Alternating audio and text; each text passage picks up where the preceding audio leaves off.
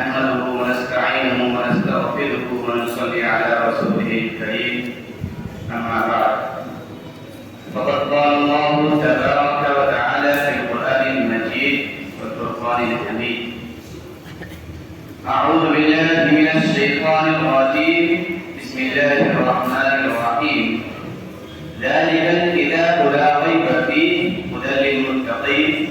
وقال النبي صلى الله عليه وسلم: خيركم من تعلم القرآن وعلمه. صدق الله العظيم. تلاشے علم تو پہنچ گیا کہاں سے کہاں تک جہاں میں. تلاشے علم تو پہنچ گیا کہاں سے کہاں تک جہاں میں.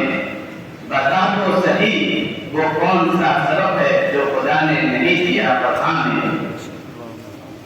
صدر محترم، اسٹیج پر رونق افروز، بزرگان دین، حاضرین جلسہ، استاد کرام اور میرے قلب و جگر کے ساتھیوں، آج کے اس محفل میں اور آج کے اس مبارک اجلاس میں میرا موضوع سخن دنیا کی سب سے بڑی پاکیزہ اور مقدس کتاب کلام پاک ہے. ہمیں چڑھتے سورج کی طرح یقین ہے کہ اس کا ایک ایک حرف سچا اور صادق ہے. وہ قرآن پاک جس کی زبان مقدس، بیان مقدس اور جو فضاحت و بلاغت کا کامل مادہ سمندر ہے، جس کے متعلق ارشاد ربانی ہے.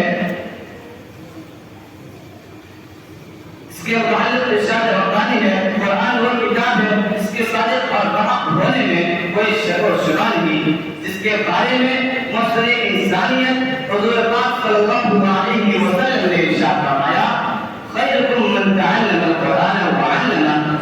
تم میں سب سے بہتر وہ شخص ہے جو قرآن سیکھے اور سکھائے. دعا کیجیے کہ خداوند قدوس ہم سب کو قرآن پاک کی دولت سے مالا مال فرمائے.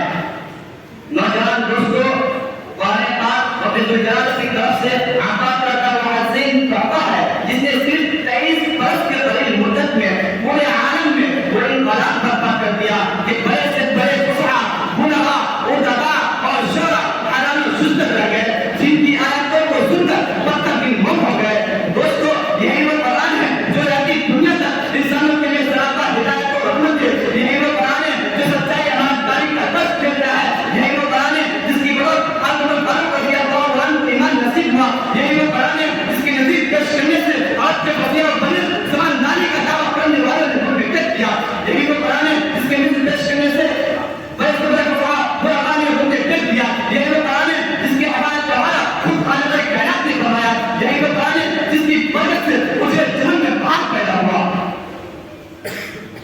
محترم حضرات، آج کے اس نازک دور میں حفظ کلام پاک کو فضول سمجھا جاتا ہے. اس کے الفاظ رکھنے کو حماقت بتایا جاتا ہے.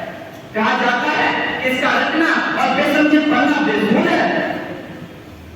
افسوس خدا افسوس، اس قرآن پاک کے بارے میں ہمارا یہ خیال ہے کہ جس کے بارے میں شہنشاہ فتح تاجدار مدینہ احمد مصطفیٰ محمد مصطفیٰ صلی اللہ علیہ وسلم نے ارشاد فرمایا: اقرأ وارتقي ورتل كما كنت ترتل في الدنيا فإن منزلك عند آخر آية تقرأها.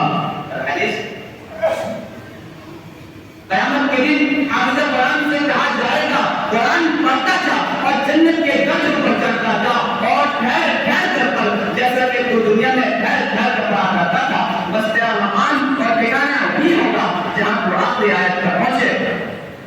یاد رکھو، یہ قرآن رب کائنات کا مقدس اور عظیم کلام ہے.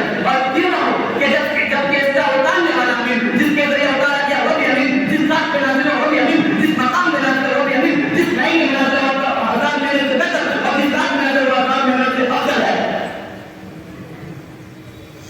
اللہ کا یہ مقدس اور پاکیزہ کلام تمام کلاموں سے افضل اور بہتر ہے. حدیث پاک میں آتا ہے: فضل کلام اللہ علی سائر الکلام کفضل اللہ علی خلقہ.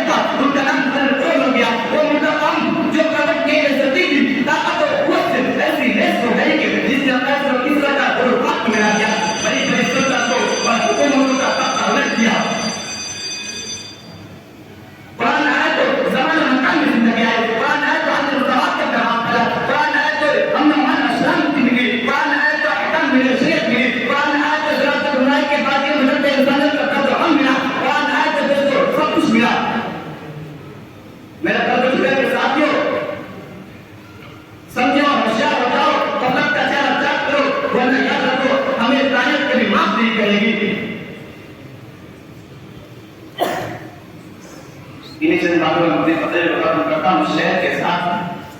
مسلمانوں نہ گھبراؤ خدا کی شان باقی ہے.